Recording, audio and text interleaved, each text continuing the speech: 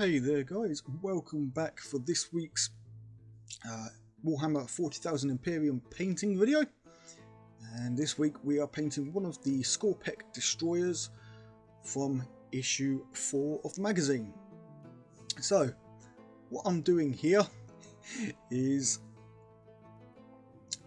using a mix of 1 part Screaming Bell, 6 parts Lahmian medium and 2 parts water. So if you're doing it in drops, then it's 1, 6 and 2. And what this is going to do is give a nice thinned down sort of brassy looking colour that we can pretty much glaze over the parts of the model that we want it and build up the layers a little bit.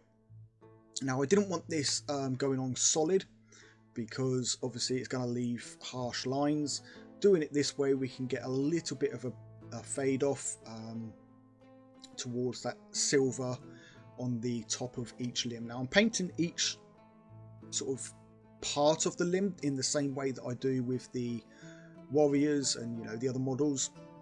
So essentially the thick parts that would make up like a calf or a bicep, a thigh, something like that, we'll paint about 2/3 up and then obviously down to the base of each area, leaving the areas such as joints or the inner workings of each area, each limb is going to be left in the silver. And then I'll have a few areas where we'll be painting it with the Ink by Darkness that is part of the theme of this army. So just off camera here guys, apologies for that. You can see that I'm now painting the rib cage. I'm doing exactly the same thing. I'm painting the bottom 2/3 of the rib cage, going all the way round.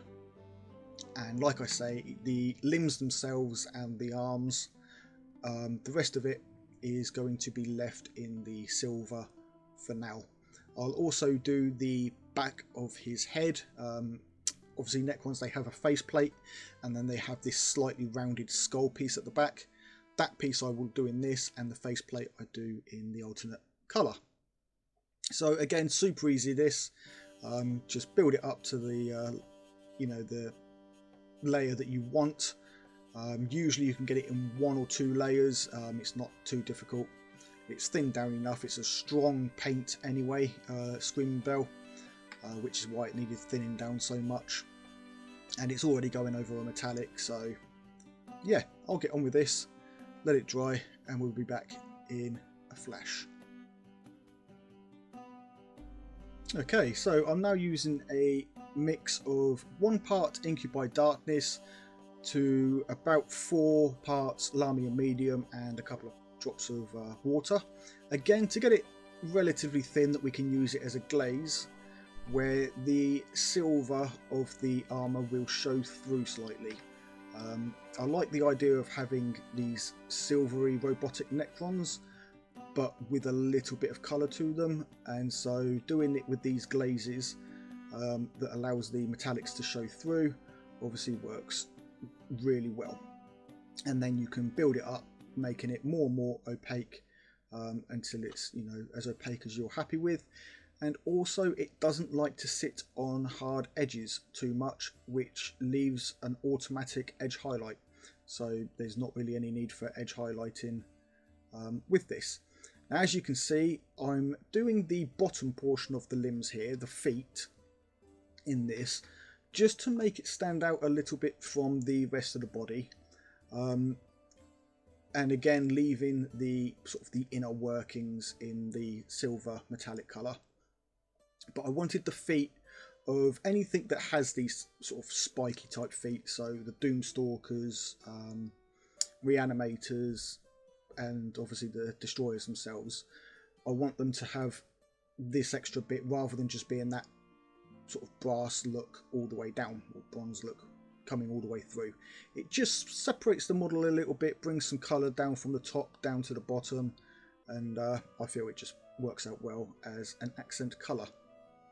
Obviously I'll also do this, as I mentioned, on the faceplate, and also on the underside of the shoulder blades.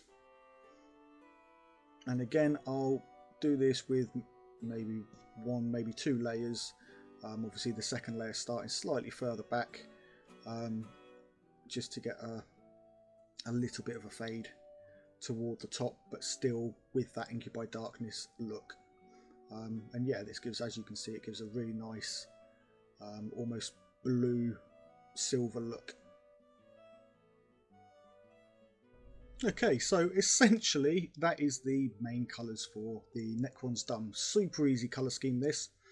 And what I'm now doing is taking a piece of sponge and some Stormhost silver and just very carefully, very lightly dabbing it on, just to get some sort of like silvery type chips, as though the paint is chipped away and it's revealing that more metallic look underneath. I do especially concentrate this on the edges, obviously trying to get it with tweezers there. You can see now I'm going with some black and really sort of pulling that off. I don't want too much paint on here, and again going back over the edges just to add in those chips and flakes and just sort of generally dirty the model up a little bit. You know, these Necrons, they've been in sort of stasis or storage for millions of years, and they're a little bit sort of worn down and, you know, just aged essentially. So I'll get on with this and then we can move on to the other details. Okay, so very quick step this next one. Essentially anywhere that is going to have a green glow to it is going to get a coat of Corax white. And obviously this is a slightly greyish white, but that is perfectly fine. So I'm going to apply this obviously over the, I think they're called the void blades, but the weapons, as these are going to have a black and green fade to them. So obviously we want that white to have a nice pale undertone for the greens to really shine up and be vibrant on. And then I'll also do this to the between the rib pieces and his eyes, and also on the thighs there are a couple of orbs on the front two thighs, so not the third one at the back. Just up the top of the thighs there's a couple of little orbs there that I'll also paint with white, as they are going to have a green glow as well. Okay, so for the blades here, what I've done is thin down some Abaddon black, and I'm just starting from about halfway into the area where I want the green to start. It's a little bit complicated to explain this, but if you watch along you'll see what I mean. So what I've done, obviously it's going to leave a harsh a sharp edge, and we need that to fade a little bit. So I've actually left that edge intentionally a little bit further back than where I'm going to have the fade. So it's essentially where the fade is going to start, and then anything from that start point backwards I've painted to become a solid black. What I'll then do is start fading that off with a little bit more thin down black, and fade it towards where will become the green. Now obviously I've chosen my points on the blade here. For the lower bevel I'm starting on the outside edges and coming down and in fading, and for the upper bevel, which you can see I'm painting now, I start it in the centre and fade it out to the left and right, and then that will be green that will fade in. So this here is the lower beveled edge, and you can see I'm following that curve round, and then I'll move on to the sort of basically fading of the black.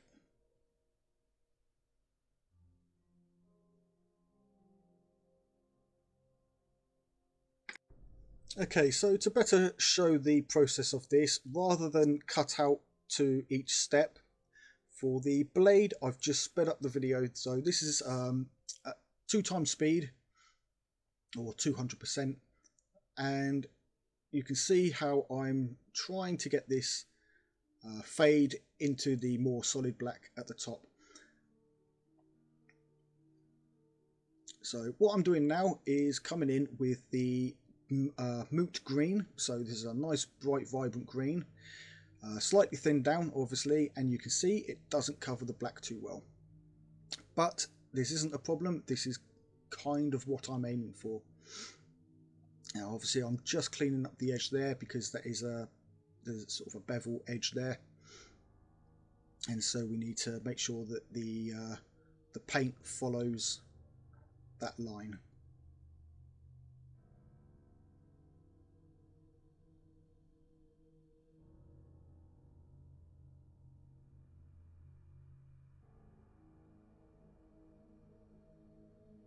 So again there you can see with the green I've gone just into the black ever so slightly, and this is where the blending will start.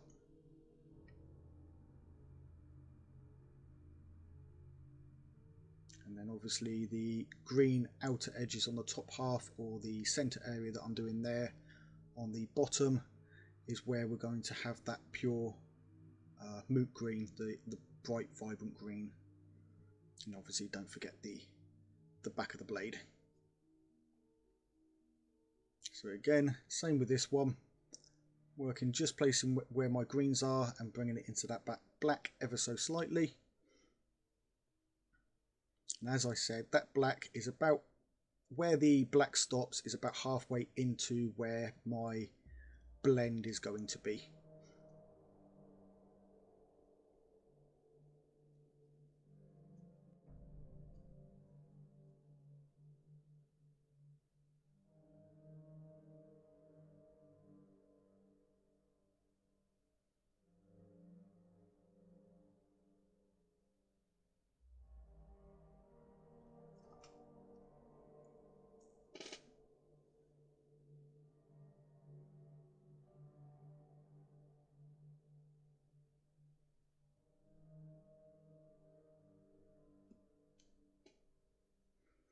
Obviously I'm working with slightly thin paint here, so it is important to get a few layers down, and all I'm doing is just sort of rinsing the brush every now and then just to keep the paint thin and clean on the bristles.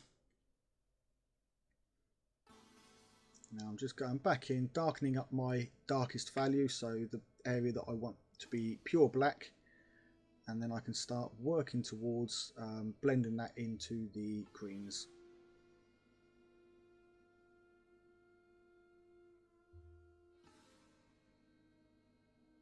Okay, so all I'm doing here is mixing up quite a thin black, and I've just dried off the brush a little bit. And what I'm going to do is be doing some wet blending. So what I've done is I've rolled the bristles in the black there to absorb some of that wet paint up about halfway up the bristles, and then dipped the point into the moot green. And then I've worked from the bright green area, and then with a side to side motion just in the area that I want it, you can see here I'm just going left and right, or up and down, you know, side to side. And what's going to happen is the green is slowly going to leave the tip of the brush, and the black is going to start flowing down the bristles and darkening up the green. And what this is going to do is essentially cause a blending directly on the model using the two colours that are on the brush. Now it's important that you only keep a fine, you know, a small dot on the end of the bristles with your brighter colour, or you know, your main colour.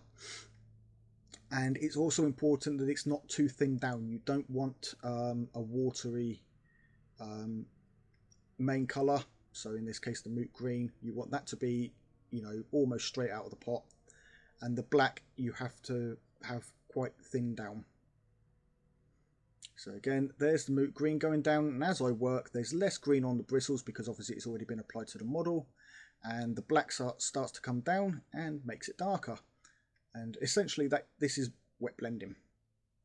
Now I can go back in with the black and darken that up and do the same thing. I can blend it down into the green. As long as the paints are wet, you can basically do wet in wet blending.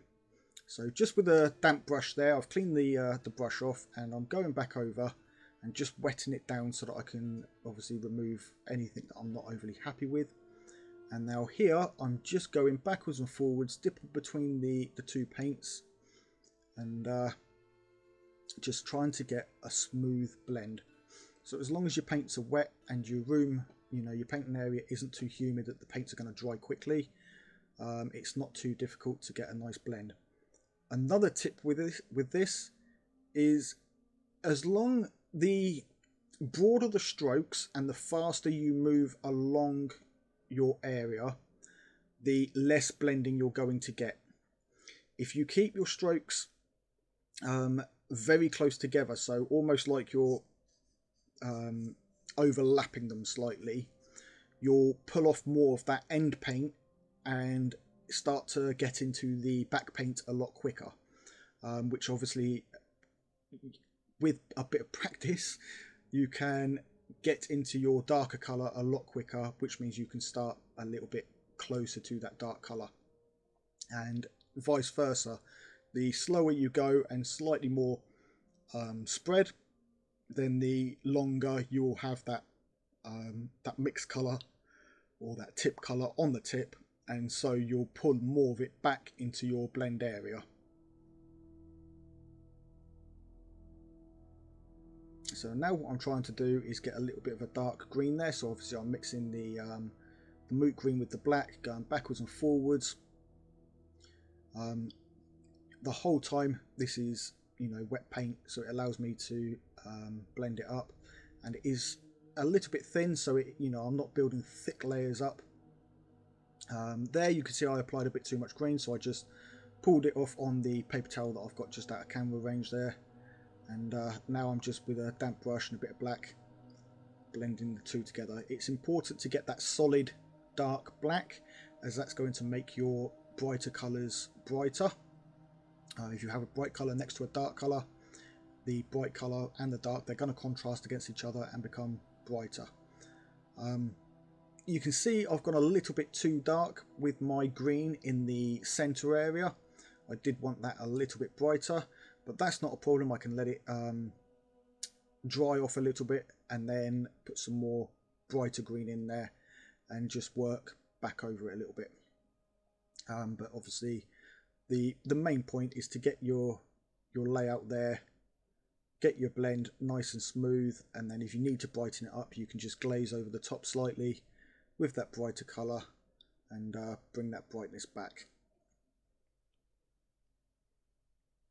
So yeah, essentially that is wet blending. I will at some point, if you guys want, I will try and do a more focus on wet blending for something like this.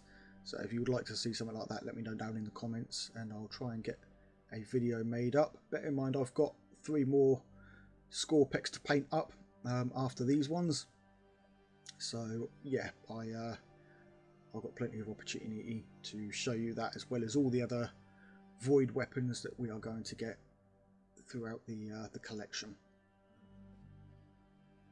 But yeah, I'll skip on and we can go back to regular speed for the remainder of the model. Okay, so with the blend of the blades now at a stage where I like them, I'm now going in with a 50-50 mix of moot green and Korax white. This is to get a more brighter but paler green. And obviously you can see here I'm going right along that blade edge. Essentially any hard edge on the blade is going to get this. I'm also going to use this to separate the that beveled edge from the flat of the blade. I'm not sure of the exact terms for that. I know that the flat of the blade has one name and then the other part has a, you know, the beveled edge has another name, but I'll just call it flat and beveled. So yeah, I'll go around the whole piece first and get just these hard edges in. Obviously they're easy. Get some paint on the brush and then just run the side of the bristles down sort of like a 45-degree angle, and you'll get some paint on the edges. What I'll then do, obviously you can see I'm thinning it ever so slightly.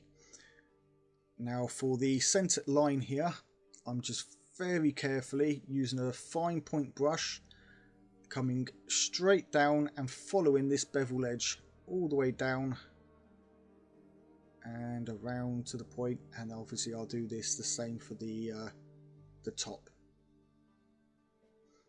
And this is going to give a nice brighter edge and really make those colours stand out and separate a little bit.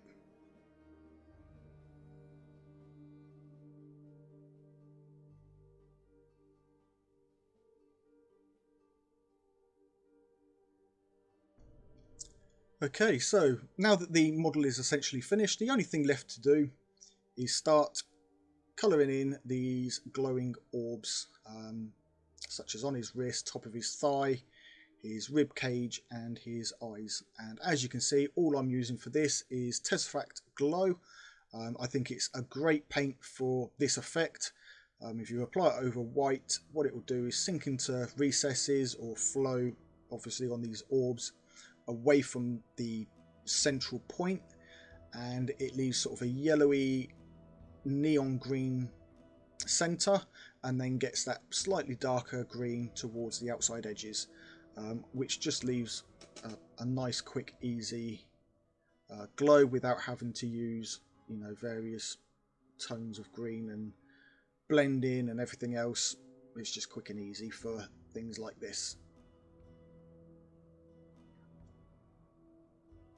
So yeah, once this is done, all that's left to do is dirty up the model with some typhus corrosion and rise of rust. Unfortunately, I once again forgot to hit record when doing that, but I'll throw in the end image now and you guys can take a look and let me know what you think. Right, and there he is. One finished Skorpekh destroyer. So as you can see, I've gone ahead and put him on a base. I'm obviously not going to bother showing how to do bases unless it's something you guys want to see. I can maybe show one or two Necron base examples, but yeah, he's finished. So you can see here I've applied the rust effect over the body, so the typhus corrosion I've just basically blobbed it on all over the place, you know, especially sort of in joints and things like that. And then once that's dried, I've gone in with some rise of rust and dry brushed not the entire area that the typhus corrosion was in. Certain areas obviously I wanted to have that orangey rust effect, but typhus corrosion also works really well as a gritty grime look, you know, like a gritty oil or something like that. So you can see areas, especially on his shoulder blades, his carapace up there, where I haven't applied it, it just looks more like a running oil or grime, and you know, just in the joints and things like that. And this gives a really nice sort of, you know, aged and worn down Necron. So obviously this is something I'm doing for all my army. So that is the end of the video, guys. Thank you ever so much for joining me. If you've enjoyed the video, please hit that like button. If you're not yet subscribed, hit that subscribe button, and if you are recently subscribed, then a huge warm welcome to the inner circle to you. Thank you ever so much for your support. There are a couple of cards up in the corner there for you to check out. One is for the magazine review that this model came in, and the other one is for the playthrough that is in the magazine that this model came in, so issue 4's playthrough. If you enjoy the playthrough, guys, please hit like on that video, as obviously I am using the likes that I get to the number of views ratio to determine how many of you guys are enjoying the playthroughs. And after issue 10, if I feel that I've got enough or that I can keep going for a few more issues, then I'll obviously continue. But I do need likes on those videos to be able to know whether or not you guys are happy with them. But that is it from me, guys. So until next time, take it easy and keep painting those minis.